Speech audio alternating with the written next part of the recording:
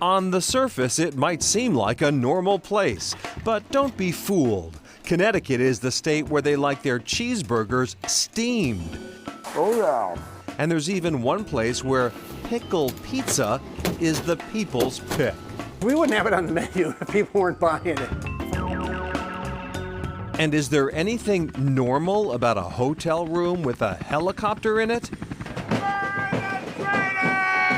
Then there is that strange ritual, hundreds of years old, performed annually down in the old port city of New London. Every September, the townspeople of New London, young and old, gather for a ritual burning of Benedict Arnold. I call it the original Burning Man Festival.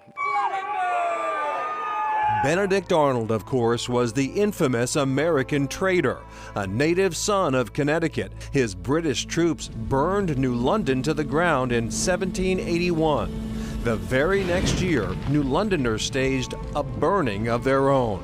They built an effigy of Arnold with two faces and paraded him through the streets and then burnt the rest.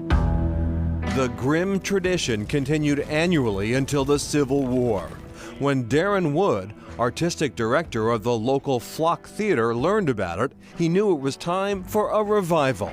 After all, the treachery of Benedict Arnold, who grew up in the neighboring town of Norwich, still burns hot in this port city. The people in New London don't forget too easily, and we just can't give it up. And well, why should we? It's too much fun.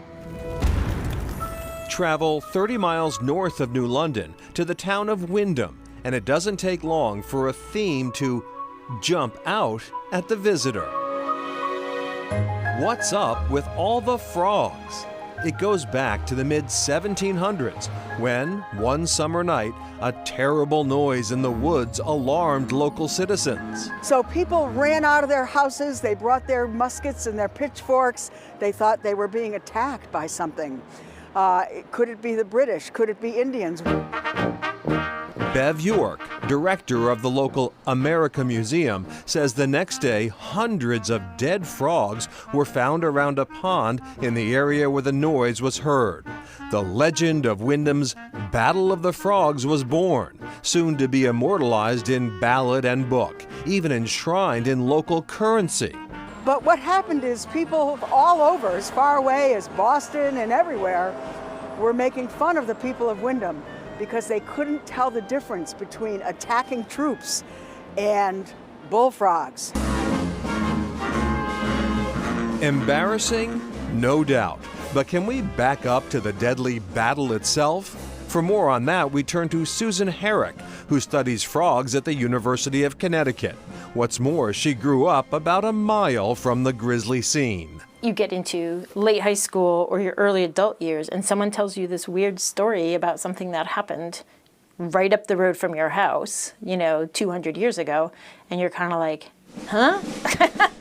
Herrick says if indeed hundreds of frogs, croaked, it wasn't from some amphibian gladiatorial clash. It was not frog on frog time. Herrick says a severe drought in the Windham area in 1754 explains the die-off. It was too many frogs together in one place at one time. Meanwhile, what once mortified the good citizens of Windham is now marketed, most prominently on the Willimantic Bridge, where 4 large and improbably handsome amphibians welcome visitors to this proud town. The embarrassment was turned around because we were able to make the story into a tourist story and capitalize on it and sell frogs, frog memorabilia, and so there it is. Ribbit. And a total coincidence that Professor Herrick, the frog scientist, grew up 1 mile from the site of the legendary frog battle. Yeah, she believes that the frogs went kind of crazy with croaking as the water supply dwindled up and their territories dwindled up as well. She searched the literature, though, and no real evidence of any other die-off quite like that.